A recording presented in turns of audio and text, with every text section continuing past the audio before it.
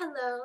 Since I ran through and I told you guys like the basics of calligraphy, things to think about before you get one, and just ran through the functionality and things to keep in mind for calligraphy, you might be wondering, why should I even pick this up? Like, is it really worth it? Well, do you want to buy like 15 different sets of markers so that you can get purple in a fine line, medium line, large line? Like, would it be like, why would calligraphy be worth more than the markers? Now, if you have children or I don't know, dogs that get into stuff and tear things up and make messes, maybe calligraphy, dip pen calligraphy is not for you because it can very quickly become a mess if a little heathen is running around. So if you got little heathens running around, maybe calligraphy, like dip pen calligraphy, won't be for you if you don't have a quiet, safe space set away from your children to get into your stuff. And like, I love children, don't get me wrong. They're little heathens though. So for me, I can buy a little jar of ink and I can get a fine line. I can get a huge line, a huge italic line. If I wanted to do monoline calligraphy, there are monoline calligraphy fonts to where it just looks perfectly round, like a giant ballpoint. If I wanted to do that, I could do that. I could have that color in as many nibs as I have. And I'm only buying one bottle of ink, and I have all of these nibs already. And it's my purple ink, my red ink, my black ink. I only need to buy the ink, and I have all of the color options and all of the sizes and styles that I want. That's why I like it, because it is so much more customizable that way. And you can really have your colors working for you instead of you going out there and buying all your favorite colors of stuff and having like 15,000 pens and pencils, and like your pen comp will not look like this. You'll need like 10 of these, depending on, like, I don't know how much you do. I like to try all sorts of different things. I like to experiment with all sorts of different things. And I would hate, I have a bike. I would hate to bike all the way through Houston just to get one kind of marker, to try one kind of style in one specific color. So for me, like, that's a huge plus for it. Two, surprisingly, posture. When you are doing calligraphy, you have to have good posture. There are a lot of videos on here specifically about that, but like, you have to have full range of motion in your arm, and you have to sit a certain way, and it has improved my posture. Now, I'm not an expert on it, so you can go look it out. There's an amazing master calligrapher who does stuff, and I will link him below because I follow his Instagram all the time. He's great. He does all kinds of different mixed media. If you're any kind of interested in calligraphy, you will love him instantly if you haven't already heard of him. But his name eludes me at this moment. Oops.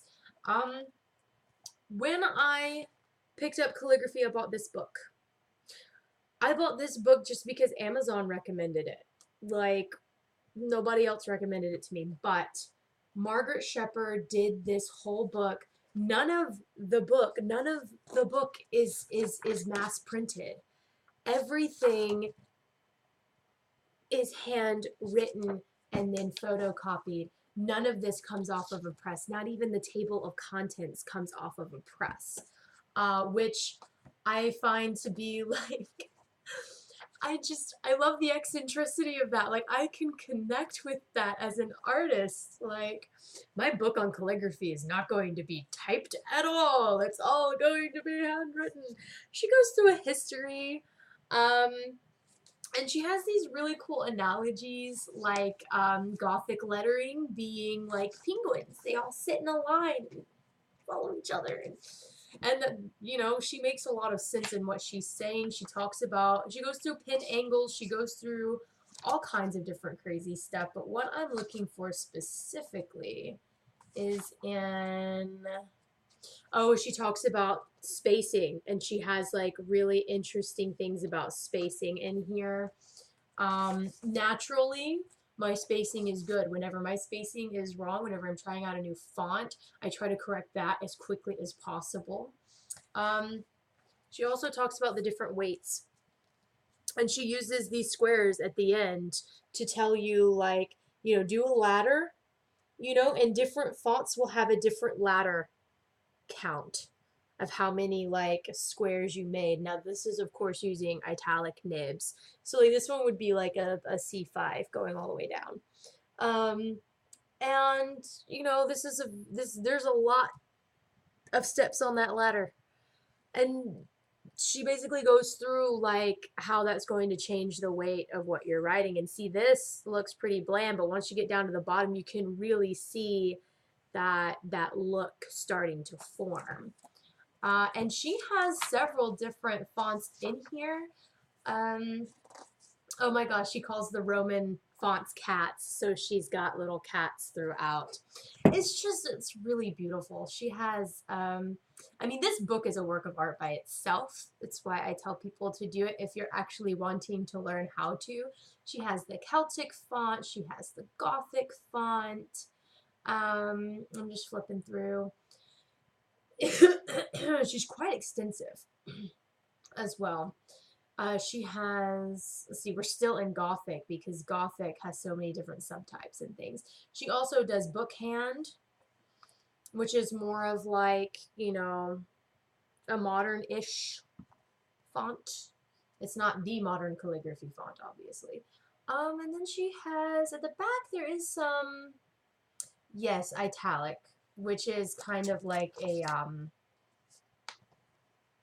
you change your pen angle. It's like bookhand, but you change the pen angle a little bit. But yeah, this book is just great, and she has a few things here even on swatching, how to do swashes. And there's a spot in the back for numbers. So I say invest in that book. I got mine used. A little ratty here and there. I didn't do that. I bought it like that.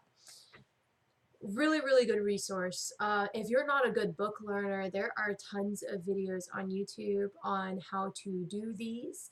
Now, you will want to find a pretty, I don't have the means to do it, but you're going to want to find someone that has like an outside site that has templates that you can really look at while you're watching the video. So you can like split screen it, like watch the video here and then pull up a template and look at it. And also, like, you know, I don't have the means to do that, right?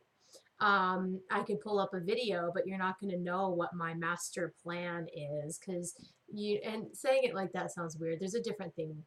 There's a different word for it, a master something. But anytime you do calligraphy, you want to have your master alphabet in front of you. You don't want to try to do it from memory. If I've even, like, I love to do my Fraktur Gothic, and you've seen it in my bullet journal, and sometimes whenever I do it from memory, it's not precise. Now, if I were ever trying to do something precise, like if I were going to try to do a calligraphic art piece, I would need that master alphabet in front of me. So that I know that I'm doing my letters exactly right. I would practice all of my letters. I would practice the exact spacing on a separate piece, and then I would move to that one if you're trying to get really, really professional with it. But for me, I just got a Rhodia graph pad, and I just ran through different drills and practiced different fonts. The fonts that I like are Fraktur Gothic, regular Gothic, Celtic, and I've been doing Spencerian. So if you are interested in any kind of cursive, there is this Spencerian set. So if you're interested in any kind of cursive, there's this Spencerian set. It comes in a book of 5 workbooks, and this is a complete reprint of the original workbook. What? From like the 1800s? They found it in an old desk, and like they had bits and pieces of it before. But, and anyway, his children opened up schools to teach people specifically how to do it. And, you know, it has all the original illustrations. It's beautiful. And it comes with 5 workbooks and these different, this is workbook number 2, as you can see I've written in it, obviously. And it just goes through some of the lowercase. Book 3 is where the lines get much smaller. And towards the end, they start throwing in the capital letters. And then book 4, there are no tiny lines. You're all on your own. And book 5 does whole entire sentences, so you don't even have these lines anymore. It really gets you to, it kind of like starts you at the basics with all the guidelines and everything, and then it steps you down to where you can just take regular lined paper and make it super pretty. I do like the Spencerian. However, a lot of people will use oblique nib holders for Spencerian. Copperplate is also very popular. I've looked into it. They're very similar. And I know that that master calligrapher I like mentioned this too. He was like, I always use this for Spencerian. You can use Spencerian without one of these, because it's the same pen angle. It just takes a little bit of body adjusting to get your body to do that. So you'll be writing from here instead of writing from here. But he'll use an oblique nib for Spencerian, so his mind goes, yeah, Spencerian. And then he'll use just a regular straight one for copperplate, so he knows copperplate. Interesting tidbit. If you might want to Google the differences in what they look like. Copperplate, and like it's a really, really like minute details. It's basically where certain lines cross and intersect and how certain letters are formed, but also there is an ever so slight variance on where the downstrokes are. Mind blown, right? So look at it, see about it. I wish there was something like this out for copperplate. I do plan on investing in some copperplate books. As you can see, I learned really well from books. If it's a workbook, all the better. If it's not, I still have graph paper. I like the Rhodia graph paper because the paper is not thirsty at all. It is completely acid-free. It is wonderful paper, and they can be a little bit pricey, but if you find, you build your cheap kit for dip pen calligraphy, and then you find that like you're really good at this, you really like this, start investing in the books. And then from there, start investing in the nice papers and build yourself through for that.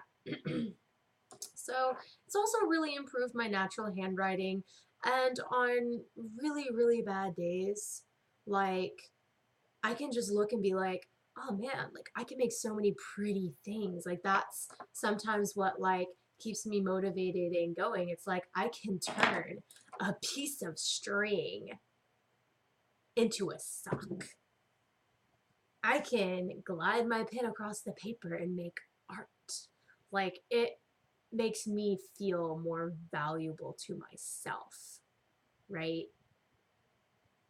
Maybe you don't have that problem. Maybe you look at me like I'm crazy, but for me, it's an accomplishment, but it's also like a lost art. People don't walk around writing with these anymore. People have ballpoint pens for that. And if you want to get really fancy, people will buy fountain pens for that. But what's really impressive is whenever you can put your time into a skill that you value, that you admire. I mean, calligraphy videos, like videos of people writing calligraphy, not how to, just writing it, have gotten so popular on Instagram and Facebook and everywhere. And people are like, oh man, like I wish I could do that. So many people go, oh man, I wish I could do that. Like, do that. It's not as hard as you think. Like I did it. Like I had like really chicken scratch cursive and I still figured it out. So I hope that this has inspired you and brought out kind of the value that I see in calligraphy, and a little bit more on the intro of like how to actually do the calligraphy itself. If you have any questions, please ask them down below. Like and subscribe if you found it helpful. Happy crafting!